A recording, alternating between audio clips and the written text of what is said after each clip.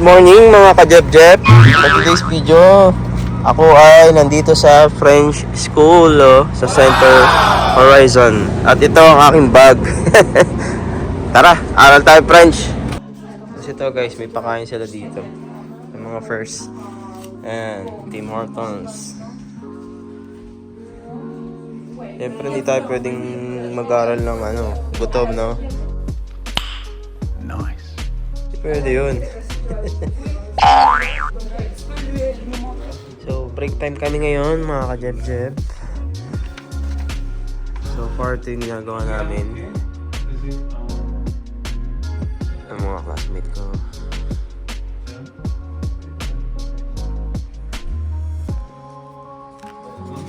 Yung mga papers na binigay nila, ito yung schedule ko.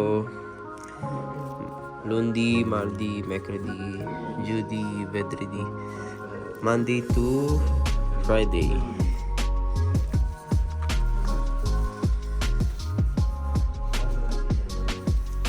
Ito yung mga papers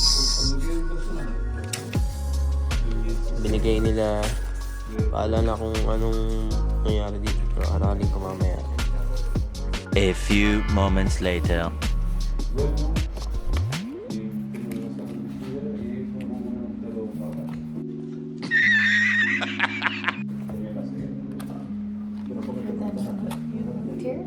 What? Sorry? Valdor? Yes. How long Yes. ago? I think 3 months ago. Oh, okay. I came from another part of Quebec in Jonquière. I think it's 6 hours, 8 hours far from here. And then because I'm a tourist that time, I'm looking for a job. And then while I'm looking, I found a job here.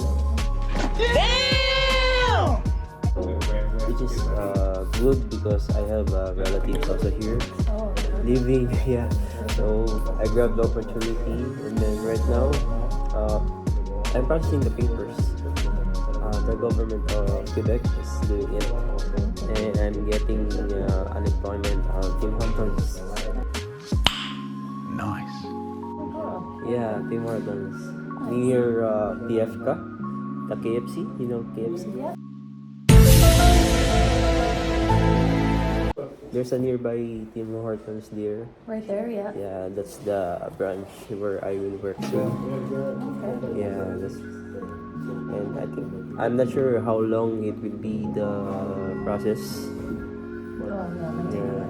Yeah, at least I'm here schooling while waiting instead of at home is very boring. Yeah. I almost do that thing at the home. Huwag kayo iiyak. For 3 months, Yeah. just watching Netflix all the time. Yeah. How about you? Well, my boyfriend's French, and I've been coming here back and forth for a couple years. Okay. But I was from BC, and so I just moved here now. Oh, Full-time, but alright. I travel a lot for work, so I just got a job here. Okay. Should be good. What job? Diamond drilling. Ah, wow. So you're married already? No. No. Planning? Sorry? Planning? That's up to him. Yeah.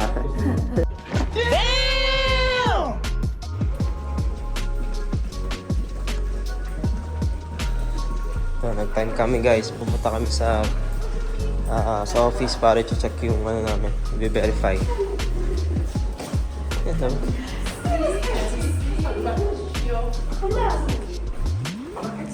Verify nila kasi kailangan nilang i-sure na kami nga talaga yung nandun.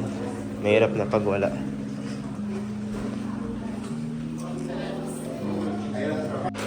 So break time kami mga ka-Jeb-Jeb.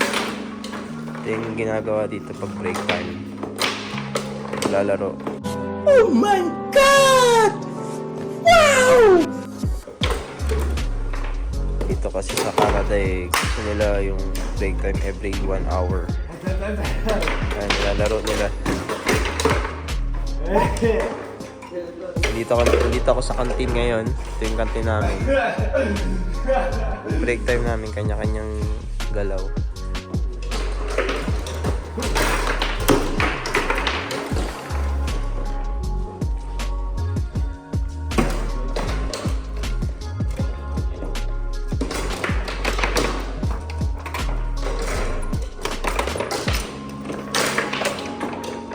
few moments later.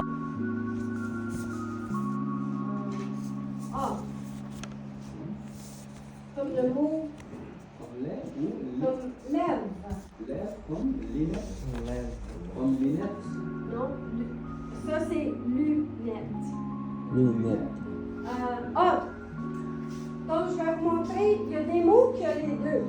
Donc, comment est-ce qu'on écrit élève? Vous connaissez élève? Vous êtes des élèves?